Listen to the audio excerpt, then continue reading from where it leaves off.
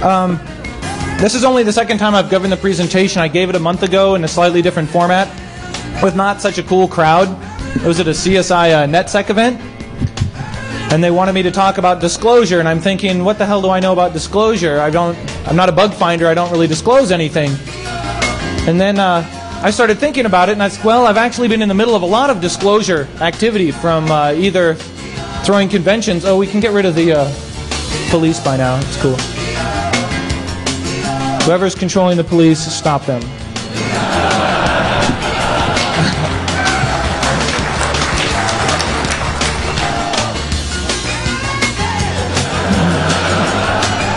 You know the police never do what you want anyway, so... Okay, so the whole idea was that I've been involved in a bunch of these disclosure things, and so why don't I talk about that and kind of frame it as a disclosure debate, and everybody will be happy. So I want to welcome you to Friday of the biggest and baddest DEF CON ever. Woo! And like I said in the program, this is the first time I've ever spoken at any of my events because I don't think that's cool. It's kind of like taking advantage of you have an unfair advantage. But I figured you probably want to know what's going on, and it's been a couple of years, so chances of lawsuits are, greatly diminished. And it's an interesting story. But I'm going to try a new presentation style with you today that I've never really used before. And I learned this from looking at a lot of, shall I say, questionable presentations that get submitted our way. And I'm not saying I'm a good presenter. I'm just saying that I've seen a lot of bad presentations. And so I went to securityzen.com, and I just got a couple of clues there. And the one that really struck me was the Darth Vader versus Yoda version of presentation technique. Let me show you. Okay, here we got Yoda. Yoda's up here, he's chilling. He's got this blank screen, he's out in front. Nothing to distract him, it's a very peaceful scene, right? He probably has like one point he wants to tell you.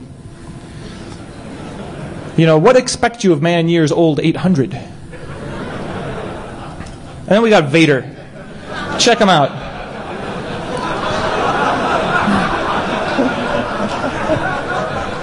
He's got all kinds of shit up there. He's got telling you all about the Force. He's got sub-bullet points about your destiny. And I love the very bottom.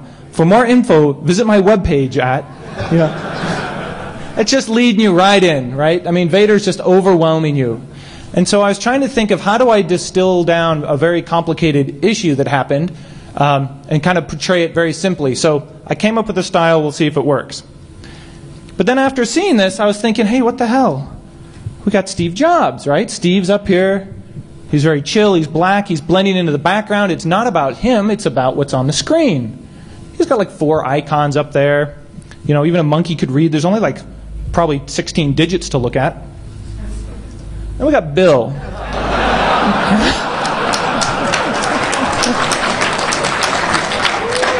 Bill's just trying to distill down your digital life. And it's not working very well for him. I thought that was a pretty good observation. So I'm wondering, whoever's building the slide deck for Bill's probably channeling the dark side of confusion somehow. And so what I want you to get out of this is I'm not saying I'm Yoda or anything. I'm not. But I've met him.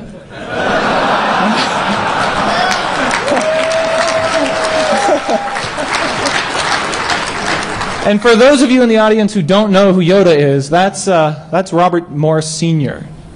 All right? That's the father of the guy that launched the very first internet worm. NSA's chief scientist for I don't know how many years. He has every crypto system used during the Cold War in his head. Anyway, that guy has done more to protect our country than everybody in this room combined, probably. And he's forgotten more than we'll ever know. Plus, he really looks like Yoda. Okay, so I'm going to offer you some insight to what's going to become really apparent is as we start describing the motivations of all the groups involved, you're going to start seeing everybody pursues their own interests, right? And we all have different interests. So I want to talk about that briefly, and then I'm going to illustrate it. So before we get started, I'm just going to give you a brief context of who I am. How many people don't know who I am? Okay, so this is going to be like for 8 of you. At 13 years old, I had this IBM PC-2. The PC-2 had 640K of RAM, not 512. Double-sided disk drives. But soon I tore it apart and made it look like this, because as a 13-year-old, I couldn't afford crap. I had to like jury-rig the CPU to go from 4.77 to 6.0 megahertz. I was the bomb. So then I hooked it up with one of these, Boeing Surplus. It was $50, 300 baud acoustic coupler modem. And I watched this movie.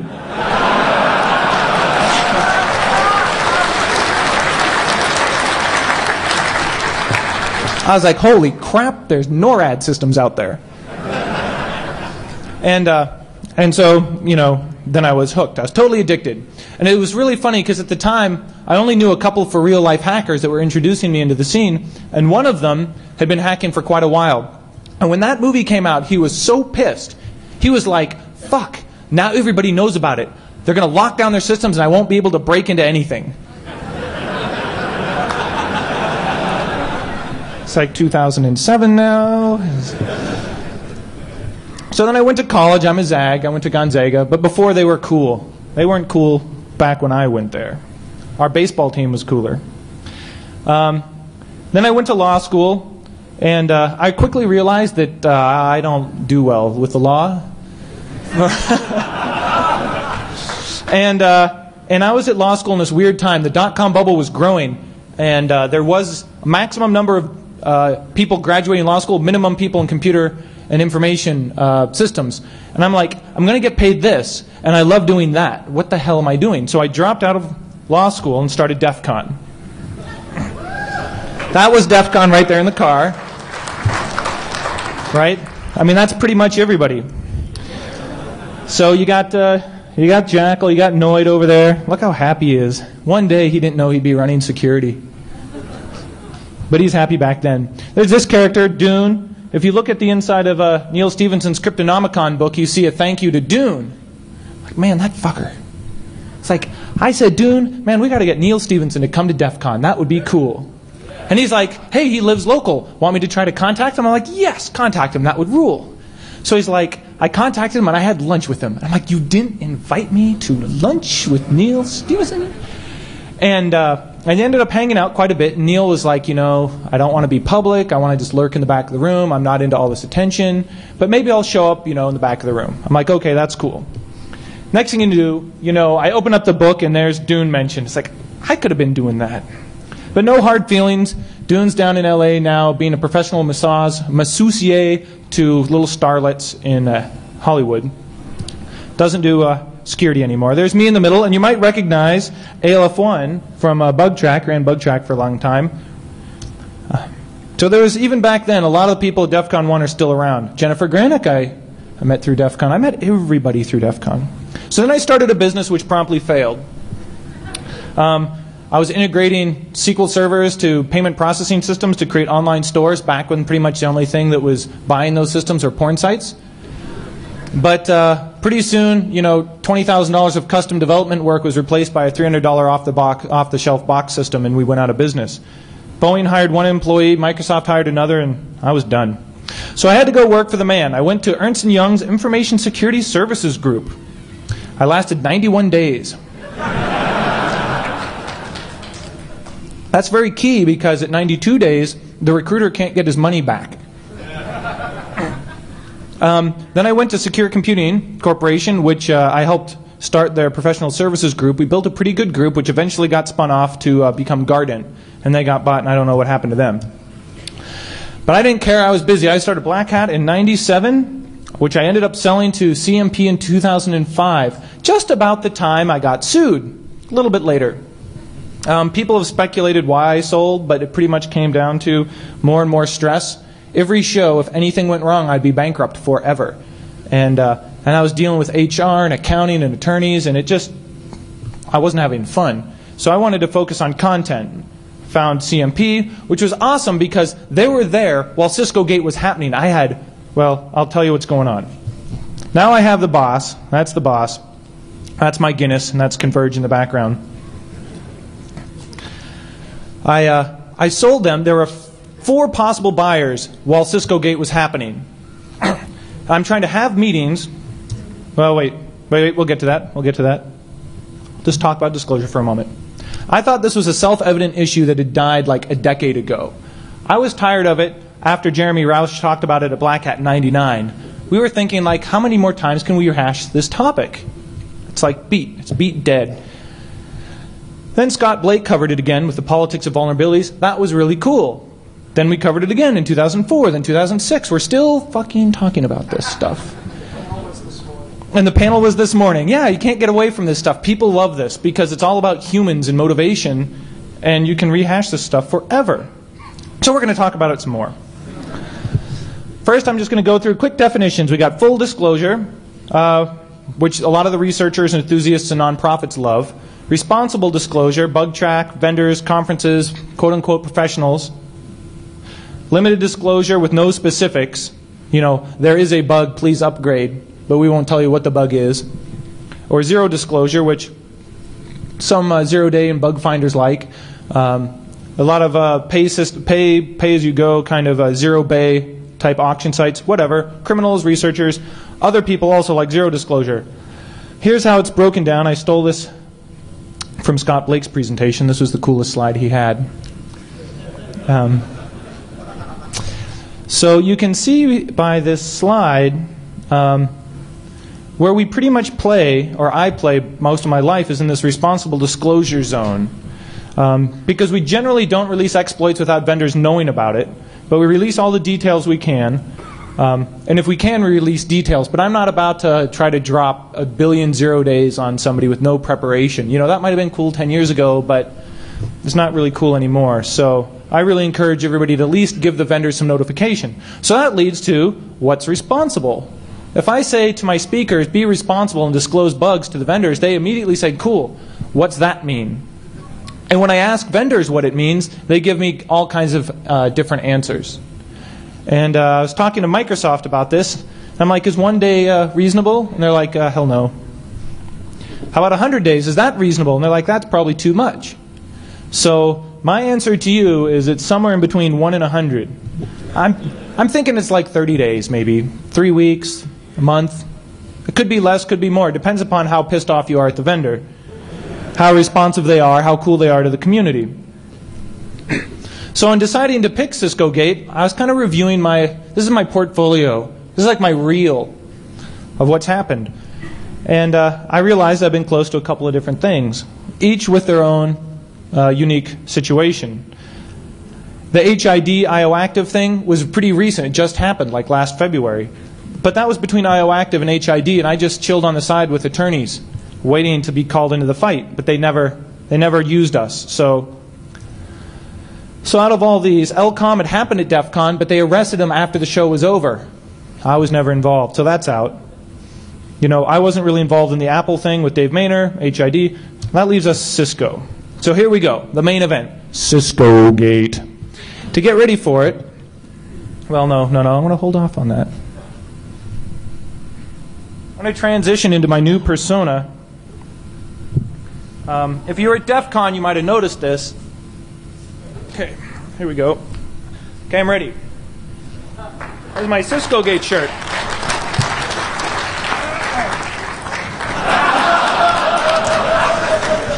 So, okay, let's setting the stage. So it's 2005. It's Black Hat's the venue. And I got some clear goals, right? I'm going to execute on a great conference. It's the largest to date. I'm going to have meetings with these prospective buyers that are going to give me a lot of money for my show. I want to gamble $20 in quarters, which is a ritual I do every year until I run out of quarters. I make $40. I never make $40. And I always drink a beer or a foofy drink that has lots of umbrellas by the pool. That started from DEF CON 1, where I came to Vegas and I was either going to lose all my money or DEF CON was going to be a success. And either way, I was going to have a pina colada by the pool.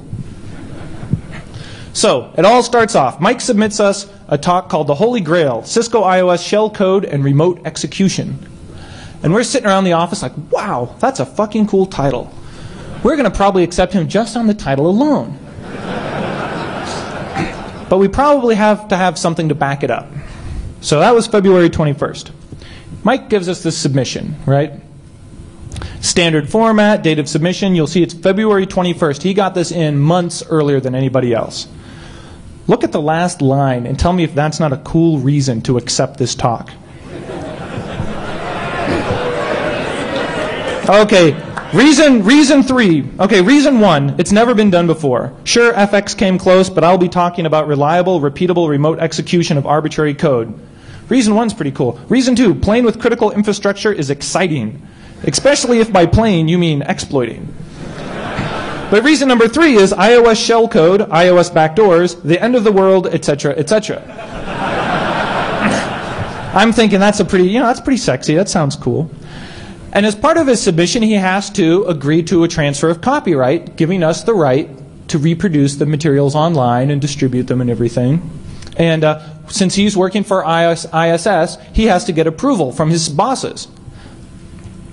These are the 2 operable areas, right? I've obtained permission, and they've granted us permission to duplicate everything. Now, it turns out he received approval 3 different times over 3 different months. But that'll come up later. So, show of hands or by cheers, would you accept this talk? Yeah! Yeah, hell yes you would. You accept it. It's accepted in late February. Now, we got mics in the scene. Now, we got only 2 players now. Now it's early June, like months go by, the show's humming along, we're getting everything ready. I get a call from one of Mike's friends at ISS, just, hey, can we change Mike's materials? Like, this happens all the time. Somebody wants a slide added, a slide removed. Sure, Mike can change slides up until the deadline to print the materials, right? That's fine. The request should come from Mike, it shouldn't come from his friend. But sure, not a big deal. Sure, yes, you can do it. Now it's late June. And as DA can attest, late June is kind of a fucked up situation for us because we have Black Hat and DEF CON happening. We have like everybody in the office going crazy 24 hours a day. I mean, it's, what would you say, insane? No sleep. No sleep. So this is kind of a bad time for anything to happen. Second call from Mike's friend. Hey, is it too late to change the materials? Because they never changed them the first time. Sure, you can change materials. What do you want to change? Well, we want to just pull a slide or 2 that shows some screenshots of some opcodes and some disassembly. Is it going to detract from the talk? No. Is it going to cancel his demo? No. Okay, sure, you can pull a couple pages if you want. But I need to hear it from Mike. So, got to find out from Mike, is this cool? Right? I also have to find out, can I change the materials in late June? Have they gone off to press? And I find out that it's not too late. There's no increased cost of production. It's going to cost me the same amount of money. Sure, he can change it. Then I get this email. Ping is the person back then that was dealing with all the speakers. What's wrong with this one? Okay, I'll read it. Hello, Ping. This is July 5th. I briefly spoke with Carl Burnson, and he indicated you were the contact I needed to work with regarding Black Hat website content. We are revising the abstract copy for Mike Lynn's Cisco iOS presentation on July 27th, and we would like to ask you to remove the content that is currently posted. We will send you the new presentation summary by the end of the week. Thank you, Renee Wagner from ISS. So now ISS is asking to remove material based on one of their employees. So, what do? How many here say, remove the material? Okay, now why would you not remove the material? Because it's Mike's material, it's not ISS's material. Righto, good. You're with me on this. So we call Mike, and Mike's like, sure, take it down, I'm still going to do the same thing, not a big deal, whatever. Cool. So we got Mike, but now we got ISS poking around, all getting in my business, right? So it's starting to get a little complicated up here. And then I'm in the mix now, because now they're calling me, and I don't like being called. But all is still cool, right? At Mike's request, we pulled his online abstract. We removed a couple of details to please his employer. We don't want to get him fired. They know it's still not too late to update their materials. For free. Just send us the new stuff, right? We can do it. Mike still has plans to do his demo, which is the most critical part. That's all I really cared about. Then all of a sudden we get this sucker. Hi, Ping. It's come to my attention from several management contacts here that both Cisco and ISS want Black Hat programs reprinted at a cost to Cisco, including rush fees. Additionally, I've heard rumblings that if it's not possible to fulfill this request, all sponsorships, attendance, and participation from ISS may be pulled. Please call me as soon as possible. Many thanks, Renee. So I'm like, what the fuck? Like, Renee, what the hell? So now I got these other players all up in my business, right? Cisco's in the mix. Cisco's like this big company, and so now I got to get my lawyer. So now my lawyer is all spun up. It's like combat. So now the question is, do we reprint it, right? Can we, at this late date? They're going to threaten to pull everything unless we reprint it. What do you guys say? Should I reprint it? Yes or no? No. Why not? They're paying for everything. It's not going to cost me a dime. Assuming Mike says okay. So what would you do, right? Reprint or not? Okay, so we send this little letter back from Ping. If you've ever dealt with Ping, all I should say is don't fuck with Ping.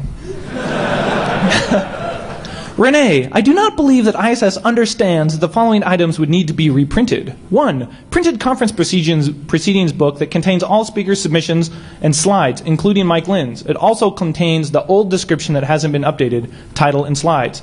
The conference CD that contains a PDF of his materials. The printed program contains his new description. It is absolutely impossible for each one of these items to be revised, reprinted, and delivered here on time, Monday, July 25th, for the conference. The conference proceedings is well over 1,100 pages, requires a week to produce, a week to ship freight, is 2,300 books, and weighs 14,000 pounds. Rush production was possible option for the program last week, but since no one at ISS ever told us they wanted to do it, they just kept asking.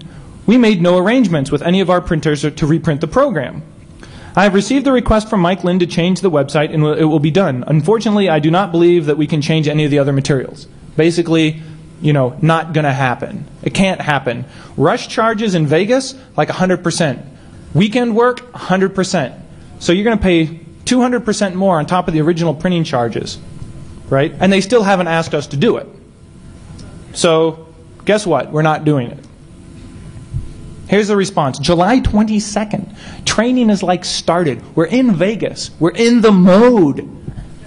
And Renee has to say, I sincerely appreciate taking the time to outline the specific challenges of reprinting the materials. I suspected all along that reprinting would be a significant undertaking, especially at this short notice. I know you've been in discussions with David Maynard and Mike Lynn, and I've asked both of them to pass along my apologies for the frantic emails and voicemails. I wish you the best of luck next week. That sounds good to me. How many people think it's all cool? It's cool. I put this out of my mind. I'm like, great, on with the show. Everything's cool. Renee acknowledges reprinting is a significant undertaking and wishes us luck. And then I see this guy, Mike. Mike's a cool guy, Mike Cottle from Cisco. We're chilling, show's working, everything's going good. 40 hours till the briefing, 40 hours till I hand out the books. Mike says, hey Jeff, hey, good to see you. You got a book I can look at? And I'm like, you're with Cisco, right? Yep. I bet you want to see Mike Lynn's stuff, don't you? And he's like, yeah, I'd like to see it. I'm like, okay, no problem. We don't hand out the books normally because they're not all in bags, really. They're happening right now. But I'll get you one just because, you're a nice guy and want you to see his materials. So he's like, fantastic. Do you give him a copy of the book? Why not? Everything's cool. Renee said, green light, go. Best of luck. I don't have a beef with Cisco. I've never even heard from Cisco at this point. I don't even know what the deal is. So I give Mike a copy of the book, being a good neighbor. So I show it to him. Yes, I do. And he's like, WTF, OMG. He's like, he flips to the page and he looks at it and he's like, ISS told us none of this was in here. I'm like, well, what are you talking about? He says, yeah, ISS told us all the materials had been pulled and everything was okay. I'm like, they never told us that. If it was such a big deal, why didn't you just call me? Tell me there's a problem. He's like, yeah, we probably should have done that. So Mike's like on speed dial 1 to the attorneys back at Cisco, and all of a sudden, you know, it starts. Like lawyers are spun up, billable hours, ching, they start going. I'm firing up my attorneys, right? We know something bad is happening. To recap, it's my biggest conference ever. I've got buyers all over the place. I got multi-billion-dollar companies now threatening to sue me into oblivion, and ISS changes their story. Now all of a sudden, Mike Lynn's materials are not ready. They're just sort of test materials. They don't want them to present because, you know, it's not ready. It's not, you know, it's not reproducible. It's not authentic. It's just some preliminary lab test work. So, it's too late to replace the materials. We can't reprint anything, but it's not too late to remove them, right? I've got scary lawyers calling me. And so, do you remove the materials at this point? They're threatening you, right? We've got a federal judge on the line. They're filing a temporary restraining order against you in federal court. They got, you know, they got a lot of money and a lot of people running around. And my biggest threat here is that if the judge believes Cisco and they shut down the show for a day, I'm bankrupt, right? Which isn't good, because I can't like move the show forward until the temporary restraining order is over. So hell yes, I'm going to remove. When a federal judge tells you to remove things, you remove them. Because you don't want to anger federal judge, especially federal Judge White. There's 2 Judge Whites I found out, one better than the other. You don't want to anger the federal Judge White that we dealt with. He doesn't like that. So, we have to start ripping out the materials. I'm not sure if this is going to play. But, nothing playing, good. That's very handy. Okay, let's try this again. Okay, I don't think there's any audio. But somebody who's sitting very close to me toward my left took this. And the interesting thing is, Cisco guy called on his phone and got like every Cisco employee at Black Hat showed up to start ripping books out. Because we were like, we're running a show. You can pull the pages out, but we don't have any manpower to do it. So they hire temps on the spot that swoop in and start ripping pages out as fast as they can all night long. I mean, they're going crazy. Yeah, if you can read that proprietary material, more luck to you. So this goes on. I just want you to see the pile here. Okay, here, check this out to the left. I mean, that was just a little bit of the bags. So it was kind of a, you know, it was kind of a big undertaking. But they were cool with that. And if that got me off the back of a federal judge, I'm cool with it too. So we remove all the materials. They reburn all the CDs. With his stuff removed, ISS, or Cisco, I'm sorry, goes out and does that. We update the Black Hat website to remove all the links to Mike's materials. We're done. It's cool.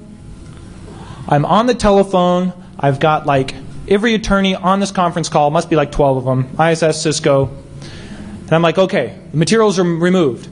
Everything's good, right? Right. Okay. It's been destroyed. It's been transferred to ISS? Yes. Okay, good. Okay. Everything's done. I'm like, wait a minute. My attendees are going to be here and getting books in 2 hours, and they're going to open it up, and they're going to see this big thing missing. And then they're going to look at their CD, and it's going to look ghetto because it's silver, right? And they're going to be like, what's going on here? I wonder what's going on. And they open up the book, and it just kind of goes ka-floomp right into this one spot. And it's not going to take a genius to find out something happened, right? And I'm not going to lie to my attendees. I can't do that. I'm going to have to tell them what happened. So I'm going to write a statement out, and every time they pick up a book, they're going to get this statement. What are you guys going to say? I mean, we have the most amount of press. Over 90 press are here. It's the biggest story so far. The show hasn't even started. We've entered a swirling vortex of shit. And I need to know what your game plan is. And the attorneys, I kid you not, are like, vortex of shit. Huh. Like, well, that sounds like a marketing problem. No, that's a PR problem. I think that's Jones' division. No, marketing. Yep, that's a marketing problem. We're the attorneys. Like, okay, talk to you later then, bye. So I make a statement to the attendees, but they don't, right? So things are getting kind of strange. It's July 26th now. It's a day before his talk. Now Mike's getting massive pressure to cancel his talk, not just have his materials removed. Now they want him to not talk at all. Everybody's asking him to do what ISS is asking him to. Right? People are telling me, are you going to cancel his talk because his materials aren't in there? What would you do? Would you give it up? Now, why wouldn't you give it up? Why wouldn't you cancel it? Well, I accepted him, not ISS, right? And his materials have been pulled. It's his spot. I'm not going to kick him off, right? No, hell no. If Mike has a backup talk he wants to give, I'll let him give it. We're barred by the judge from talking about it, or distributing the materials. I am. Black Hat is. And but if Mike wants to talk on something else, great. I'm not going to deny him his chance. And he has a backup talk on voice over IP security. So, of course, I'm going to let him. I'm going to let him talk about that as much as he wants. I'm next door in this panel on CISO, blah blah blah, and Mike gets up there, starts to introduce his VoIP talk, and everybody starts booing him. And they all, like a third of the room just gets up and leaves. And Mike's like, how many want to hear my original talk? And everybody's all like, woo! So Mike busts loose, right? And I knew something was wrong because I'm up at the podium asking questions, and all of a sudden my phone's like, I'm like, something's going on. Mike quits ISS and goes on stage and delivers his original presentation.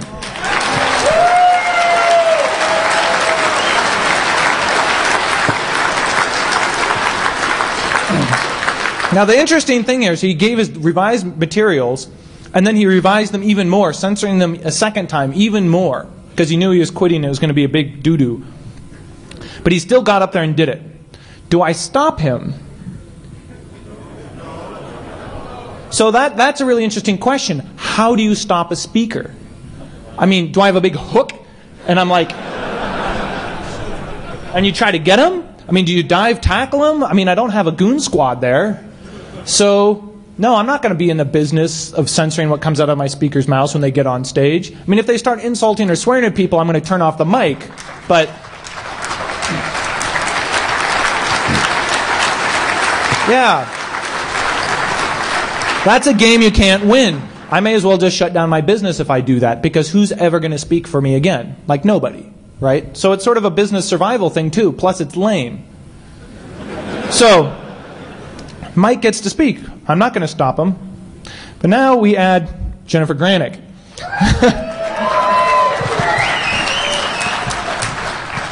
It gets more and more complicated by the day. So the press just goes crazy. ISS goes crazy, changing the stories a couple more times, and Cisco is caught totally unprepared for the media fallout. They're like, huh? Who, me?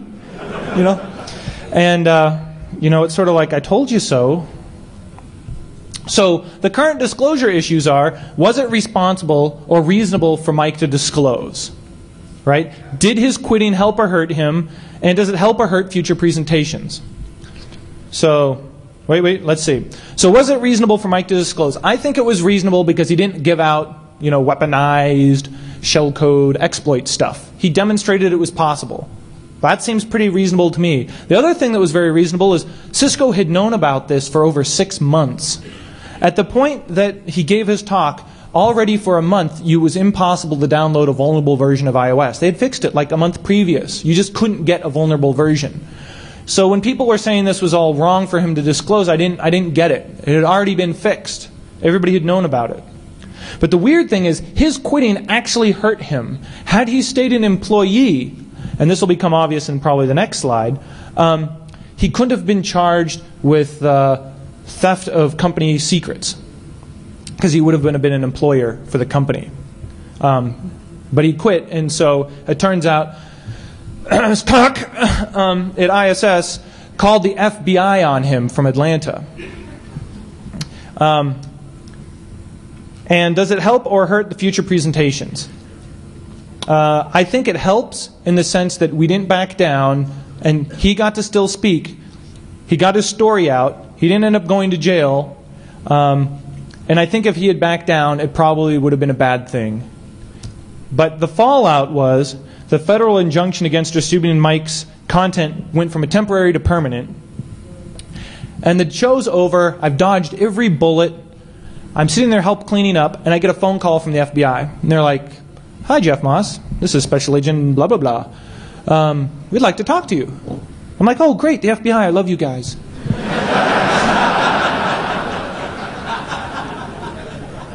"How can I help you?"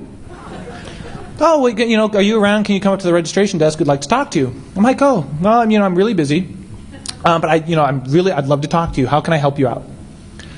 "Well, we'd really like to see you in person up here at the front desk."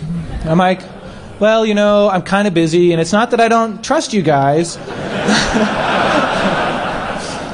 but I'd feel more comfortable if you told me what it was about. Do I need my attorneys there?" "Well, if you'd like Jennifer Granick or Jeff McNamara to be present, that you could do that." I'm like, "How do they know the names of all the attorneys involved?" "That's a little suspicious. I'll be there right after I speed dial all the attorneys." So I call up all the attorneys. I vector them all in. They call me, "We're here." And I'm like, "Okay, I'm going to come out from hiding behind the screen," literally.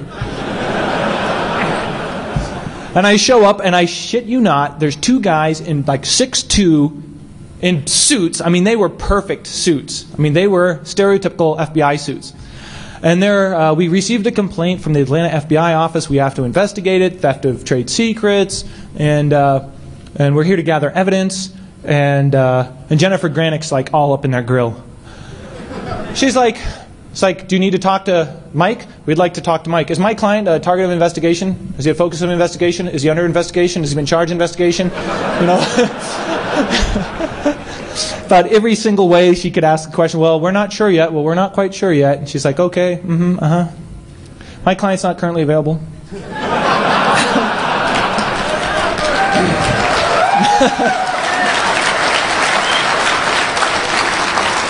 So then they're like, "Well, we understand you video record all your presentations. We're going to need to receive a copy of that videotape." I'm like, "I'm sorry, I can't give that to you." I'm like, "We're the FBI. We'd like a copy of that tape." I'm like, I like you guys. I really do. But there's this federal Judge White, and he's told me I have to hand the tape over to somebody else, so I can't give it to you. And they're like, "Ooh, Judge White." Like, "You just do what the judge tells you to do." I'm like, "Yeah, I got that. I got that." So I'm thinking it's over, right? The FBI kind of goes away. Mike's kind of screwed because now he's got the FBI on his case. But from my perspective, I think I'm pretty much done, right? Half the prospective buyers ran away. They're like, "FBI, Cisco, what? Goodbye." Pew! I'm like, that whole day, I'm like, I'm fucked, I'm bankrupt, I'm not selling the business. Oh, I'm selling the business. No, I'm not getting sued. I'm getting sued. Wait a minute. The whole day I was like a total basket case. But now it's over. DEF CON's starting up. It's going to be a great DEF CON. I think it's going to be great. The TRO becomes this PRO. It's very simple to comply with. We'd already complied with all the PRO requirements, except for deleting the remaining material off our machines back in the office. Then, oh yeah, Mike. Somebody calls the FBI on Mike. Ooh, I don't like this last one. The Black Hat web server leaks data. So remember how I said we were all stressed out and it gets really busy, and when we removed Mike's materials off the website, oh, I said we removed the links to Mike's materials off the website.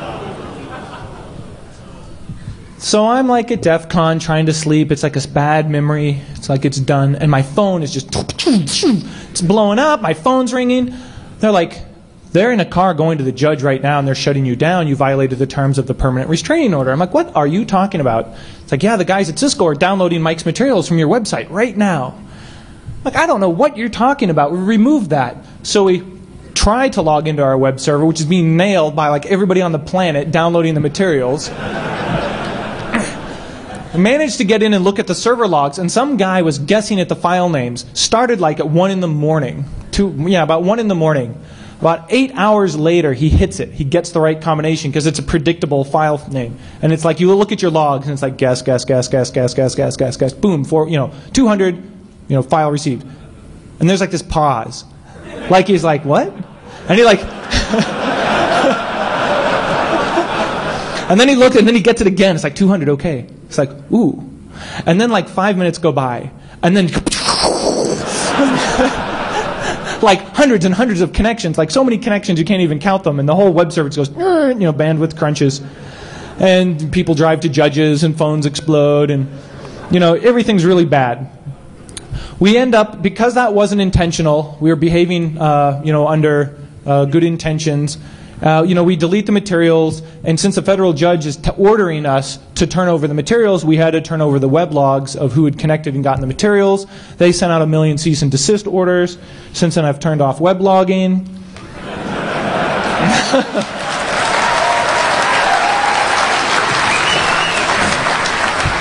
This is why you do not want web logs. So you think it's all over, and I've got a couple minutes left here, 10 or so minutes.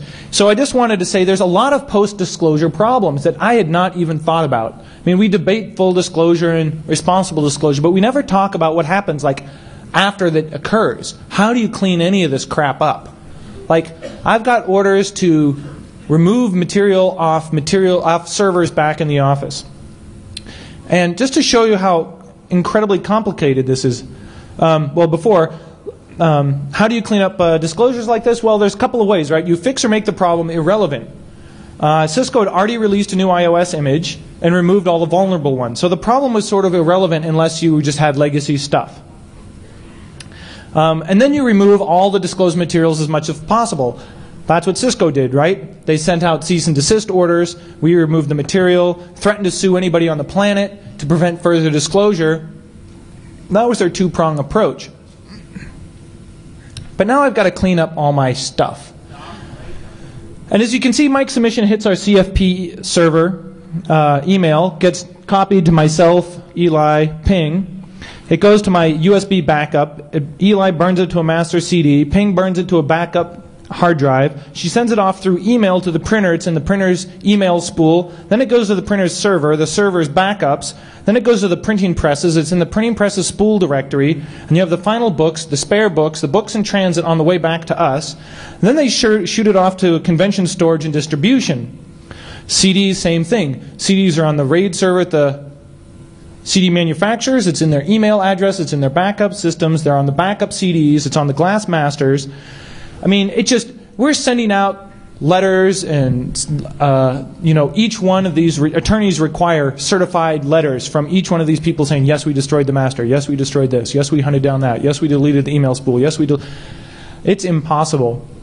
So it leads into this really weird data destruction thing where we had to agree to a forensic data wiping of Mike's materials off our relevant hard drives. So what ends up happening is you're in a room with like all these attorneys from Cisco and ISS and myself with all these hard drives and laptops, and they image them for like 2 days it takes to image them. And this is when I realized all forensic software sucks. It takes them like 16 hours to image a 300 gig drive. They image it all, and now they have these exact copies, and then they make MD5 hashes, and they do all this stuff, and then you sit down and they start asking you for keywords to delete. And you say, well, his presentation's in the PDF, maybe there's a PDF spool. It's an email, maybe it's in an email spool. We can delete the original emails and everything. And the idea is we're going to delete all the stuff off these copies, and when we're done, we'd re-image the copies back onto our original machines. So the drive is, all the material is gone permanently. And then the ISS lawyers start just going on this fishing expedition. Well, let's just search for the word Holy Grail everywhere. Let's just search for alternative aliases of Mike Lynn's. Let's search for any other email Mike Lynn might have ever sent you. I mean, they're just going on this fishing expedition, and we're like, no, can't do that. Well, you have all this encrypted email. We're going to need you to decrypt it all. We're like, hell no. Because at that point, we had Black Hat Consulting, and we had some defense contractors that we did work with, and all that email is encrypted, and I'm not decrypting the defense contractor shit for you. And they all lean back in their chairs like, ooh, yeah, that'd be bad. That'd be bad. Yep, don't want to do that. Nope. Okay, whatever you say. And we go through it all. And it takes over 5 months to just delete the data and agree to delete the data. And in the end, they want to destroy the hard drives, the ones that had the original copies. So at 1/3 cost to me, we flew in 3 guys, a court reporter, a stenographer, a guy with a power drill, right, and a guy with a screwdriver. And they took, I have the video, they took apart the drives and power drilled them and documented everything. Power drilled right through the drives, through my lawyer's desk. It's like, this is not an operation they'd ever done before. Yeah, it cost me over $200,000 probably in legal bills.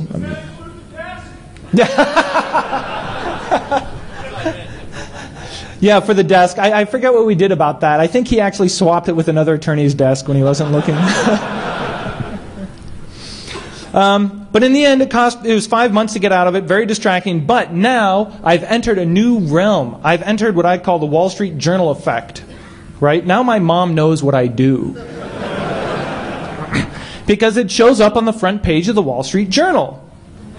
So now all of a sudden my mom's friends are calling like, oh, I know what your little boy does.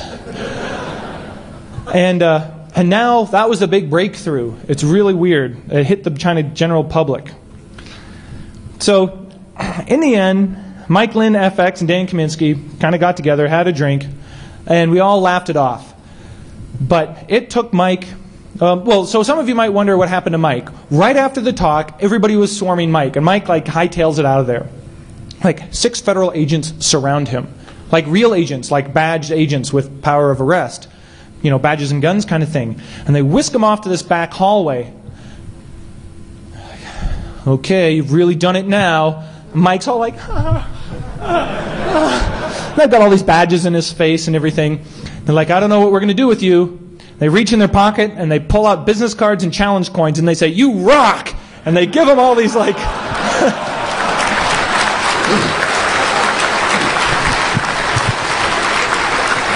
they say, I'm on the critical infrastructure, blah, blah, blah. I work for the DOD, blah, blah, blah. And Cisco never told us this problem existed. They're like, we have this special partnership with them and we're supposed to share information. They never told us. So we're really glad you got to tell us. So, best of luck. Here's some business cards. If you ever have trouble like this, call us. I could have helped you if you just told me in advance.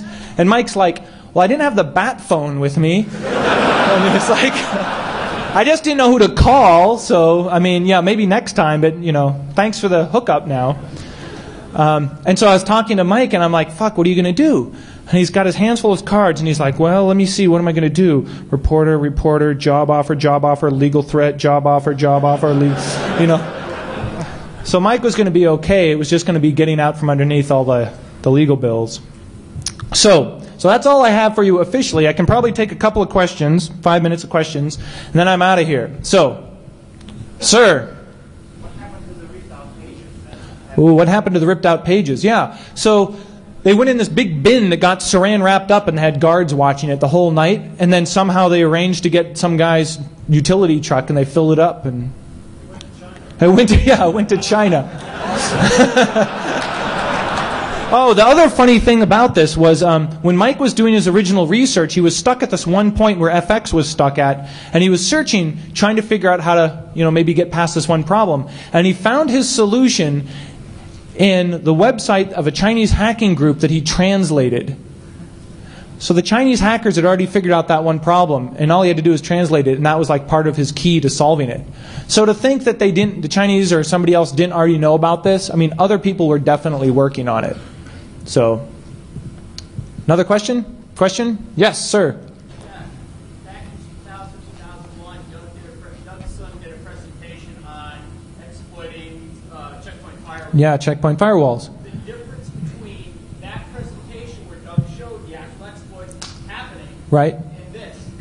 Okay, so the question was, back in 2000 or 2001, Doug Song showed some exploits for Checkpoint Firewall 1, which was all the rage back then. And what's the difference between what Doug Song did and this? Well, Doug Song had notified Checkpoint, and they had fixed it. And the difference, I think, is that Checkpoint had a marketing department that understood how the world worked, and they didn't have crazy lawyers. The one thing I do want to leave you with, though, this is probably the key point I learned in all of this, is that when dealing with both organizations, they negotiated as a whole. The ISS and the Cisco lawyers negotiated as a whole. And I was trying to think, Why is ISS involved in any of this? Right? I could see Cisco being pissed, but why is ISS even involved?